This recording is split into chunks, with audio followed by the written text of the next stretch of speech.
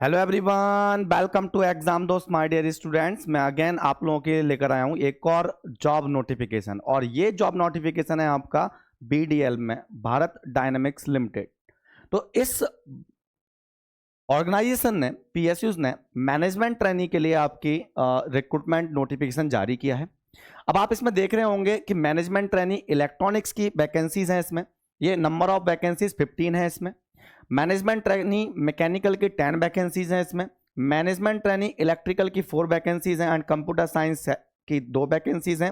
Cyber security में 2 vacancies हैं। Chemical branch के लिए 1 वैकेंसीज है। सिविल के लिए 2 वैकेंसीज हैं। और फिर कुछ नॉन टेक्निकल पोस्ट हैं जैसे कि बिजनेस डेवलपमेंट, तो उसके लिए इन्होंने एमबीए मांगा है बीटेक के साथ, ठीक है। और बाकी फाइनेंस एंड ह्यूमन रिसोर्स, इसमें रिस्पेक्टिवली इन्होंने वैकेंसीज जारी की हैं।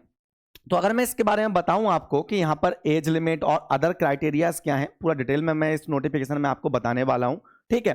तो बाकी जैसे कि हम नोटिफिकेशन में जो भी चीजें आपको इन्फॉर्म करते हैं, उसके अलावा आप भी उस नोटिफिकेशन को अपने एंड पर पढ़ सकते हैं। कई बार बाय मिस्टेक कुछ चीजें मिस हो जाती हैं, ठीक है, हो जाता है, हर किसी से हो सकता है, इसमें कोई बड़ी बात नहीं, क्योंकि इतना बड़ा पीडीएफ होता है ना, उसको कंप्लीटली पढ़ पाना बड़ा मुश्किल होता है। बट फिर भी मैं पूरी कोशिश करता हूं कि आप लोगों के सामने वो इंपॉर्टेंट चीजें जो आपके लिए होती हैं, जैसे कि इंपॉर्टेंट डेट्स क्या हैं, कौन कौन एलिजिबल है, कौन अप्लाई कर सकता है, एंड उसके लिए क्या प्रिपरेशन स्ट्रेटेजी रहने वाली है, क्या मतलब सिलेबस रहने वाला है, वो सारी चीजें मैं एड्रेस कर देता हूं, ठीक है।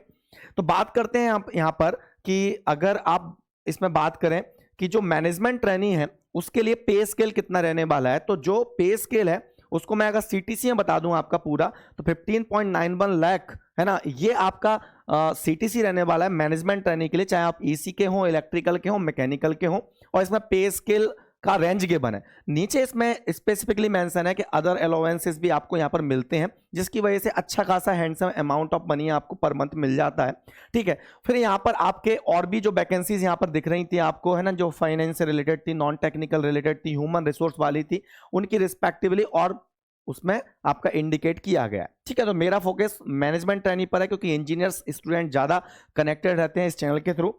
तो नंबर ऑफ पोस्ट की बात करूं मैं, तो वो मैकेनिकल, ईसी, इलेक्ट्रिकल में रिस्पेक्टिवली कितनी है, उनका बाइफर्केशन कितना है, वो आपका ऑलरेडी मैं बता दिया। अब एज लिमिट की बात करूं, तो अपर एज लिमिट जो है ना, वो 27 ईयर है आपकी, जो अनरिजर्व कैंडिडेट है आपको दिख रहा होगा। और फिर जो कैटेगरी वाले स्टूडेंट्स होते हैं उनके लिए डेफिनेटली वही एज रिलैक्सेशन होता है जो गवर्नमेंट के नॉर्म्स हैं उसके अकॉर्डिंगली।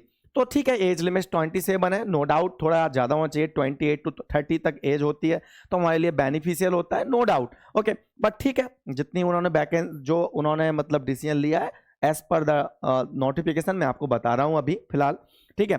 तो ये आपकी एज लिमिट हो गई 27। उसके लिए उन्होंने क्राइटेरिया भी दिया है, देखो कि मतलब डेट दे दी है उन्होंने कि कब तक वो काउंट करेंगे, है ना। तो 2 फरवरी है ना, एंड 2025 तक वो मतलब कंसीडर करेंगे कि उस टाइम तक उनकी 27 ईयर एज हो गई हो।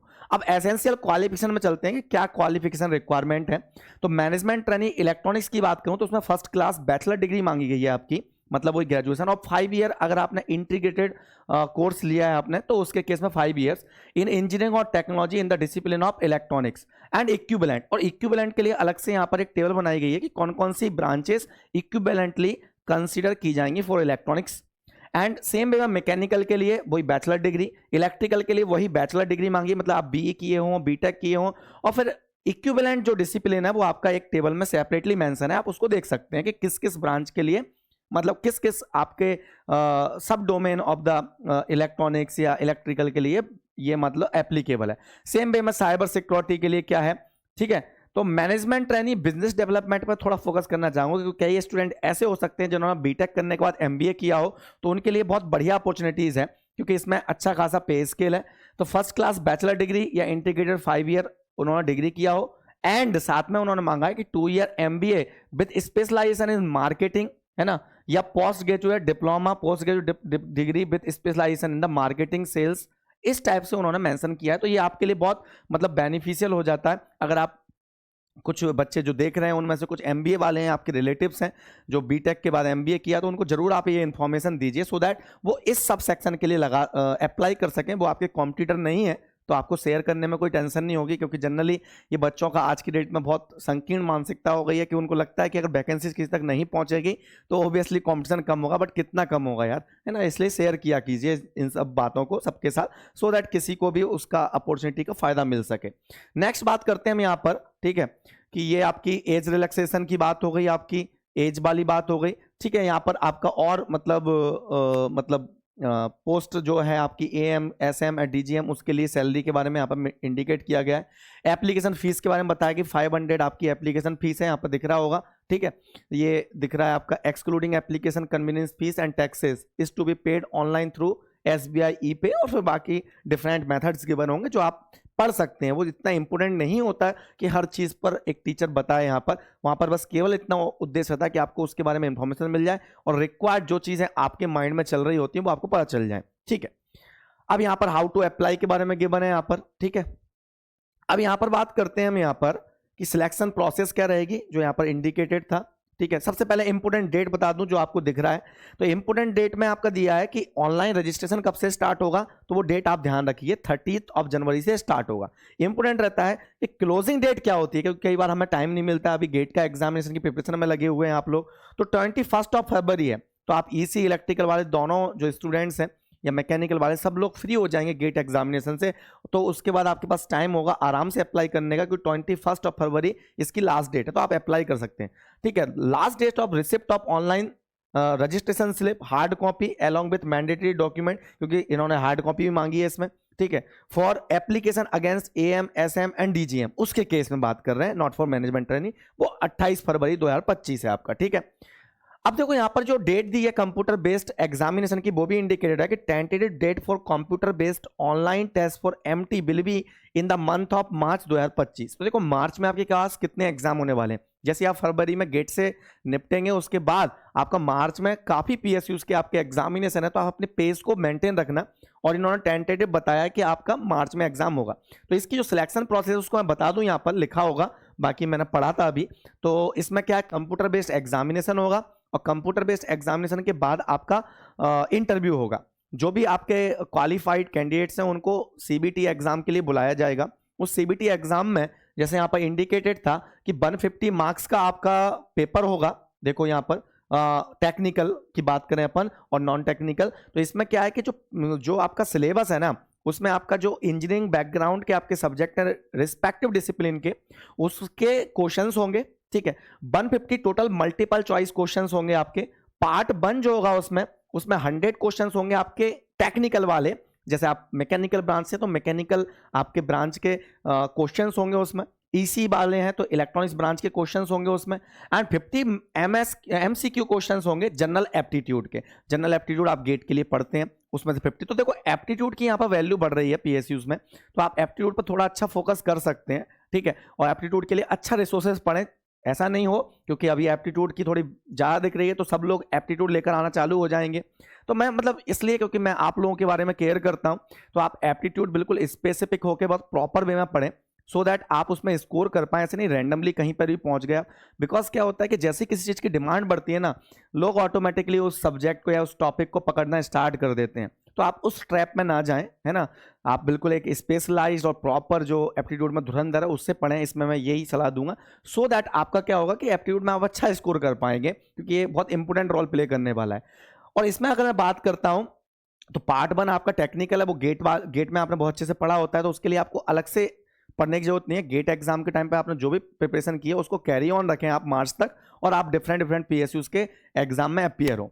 फिर जैसे ही आपका ये 150 मार्क्स का पेपर होगा, जिसमें आपका ओबियसली हर क्वेश्चन 1 मार्क्स का है, नेगेटिव मार्किंग है 1/4 की आपकी यहाँ पर। फिर इसका जो वेटेज रखा जाएगा आपका CBT का फाइनल सिलेक्शन में, वो 85% होगा। एंड देन आपका इंटरव्यू होगा, उस इंटरव्यू का 15% वेटेज रहेगा आपका, एंड देन फाइनल लिस्ट तैयार होगी आपकी, देन आपको सिलेक्शन मिलने वाला है। तो ये BDL के बारे में इंफॉर्मेशन थी। अब आप बात करेंगे सिलेबस क्या रहेगा, तो सिलेबस के लिए मैं बताता हूँ ना कि आपको बहुत स्पेसिफाइड होकर किसी भी PSUs के लिए परेशान नहीं होना है। आपका वो कॉमन सिलेबस है, आप ऐसे अलग अलग कभी नहीं पढ़ सकते। जैसे मैंने BHEL के लिए बताया था आपको, तो उसमें थोड़ा आपका 20 मार्क्स का आपको देखने को मिल रहा था कि लास्ट टाइम 2022 में जब हुआ था वो, तो उसमें 20 मार्क्स का आपका अलग से वो दिख रहा था आपको, क्या कहते हैं, नॉन टेक जैसे जियोग्राफी एटसेट्रा। तो उसके लिए फोकस नहीं करना है। तो मैं एक इस चीज का ध्यान रखते हुए आप लोगों के सामने ये बात लेकर आता हूं कि सो दैट आप एक कंबाइंड वे में ऐसी तैयारी करें कि आप हर एग्जाम में जा पाए, हर एग्जाम में आप 90% या 95% अटेम्प्ट कर पाए विद एन एक्यूरेसी। अगर आप 80% 70% मार्क्स स्कोर करते हैं तो आपका सिलेक्शन ओबियसली हो जाता है, ठीक है ना। तो आप इस चीज का ध्यान रखें। और मैं आपसे बोलना चाहूंगा कि BHEL का जो मैंने लास्ट टाइम नोटिफिकेशन लिया था, ठीक है, उसमें मैंने कट ऑफ मार्क्स बता रहा था आपको 2022 वाला, तो उसमें ठीक है PDF मेरे से ओपन नहीं हो पाया था नीचे की साइड, तो ठीक है, उसमें कोई बात नहीं है, उसको आप देख सकते हो कि मैंने आपको एक इशारा दे दिया कि कहां से जाके आप ओपन कर सकते हैं। आप खुद 20+ हैं, एक मैच्योर पर्सन है। टीचर का काम यहाँ पर होता है कि आपको एक नोटिफाई देना, आपका मिस ना हो जाए। फिर आप डेफिनेटली फॉर्म फिलअप करते समय इन सब चीज़ों को देखते ही हैं।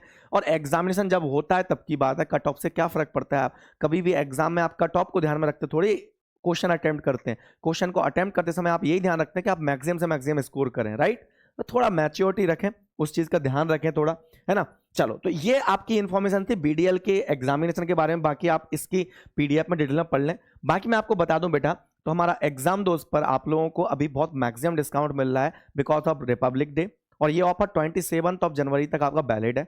मैक्सिमम 30% डिस्काउंट मिल रहा है आपको गेट 2026 गेट 2027 के कोर्सेज पर। EC इलेक्ट्रिकल के फुल कोर्सेज पर आप इस मैक्सिमम डिस्काउंट को ले सकते हैं, ग्रैब कर सकते हैं।